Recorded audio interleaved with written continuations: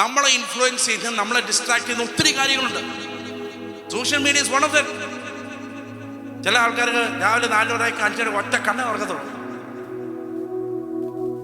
നമ്മുടെ life full it's revolving around the social media. നേരത്തെയൊക്കെ പണ്ട് ഞങ്ങളുടെ കാലത്ത് ഓർക്കുട്ടൊക്കെ നിങ്ങൾ കേട്ടിട്ടുണ്ടോ? ഓർക്കുട്ടൊക്കെ മാറി പിന്നെ ഫേസ്ബുക്കിൽ അങ്കിൾ ആൻറ്റിമാരെല്ലാം ഫേസ്ബുക്കിൽ വന്നപ്പോഴത്തേക്ക് പിന്നെ ഇതൊന്നും ശരിയാവത്തില്ല. നേരെ ഇൻസ്റ്റാഗ്രാമിൽ അവിടെ ഇന്ന് നല്ല സെറ്റിൽ ചെയ്ത് എല്ലാം ഇരിക്കുന്നേരം പെട്ടെന്ന് ഒരു ആൻറ്റി വന്നിട്ട് ചോദിച്ചു, മോനെ നീ അവിടെ ഫോറം മോളിൽ പോയി നിൽക്കുന്ന ഫോട്ടോ ഞാൻ കണ്ടല്ലോ, ഇവർ എങ്ങനെ അറിയാം? അല്ല ഞാനും ഉണ്ട് ഇൻസ്റ്റാഗ്രാമിൽ.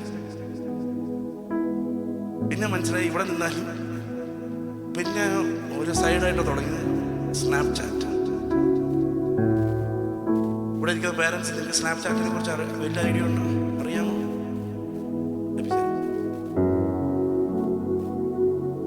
നമ്മളെല്ലാം ഓർക്കുന്നത് ചില ഒരു ആൻറ്റി പറയുന്നത്, എൻ്റെ മോളുടെ പ്രൊഫൈൽ കണ്ട് ഫേസ്ബുക്കിൽ ഞാൻ നോക്കിയപ്പോൾ എല്ലാം ഫുൾ ദൈവവചനം മാത്രമേ.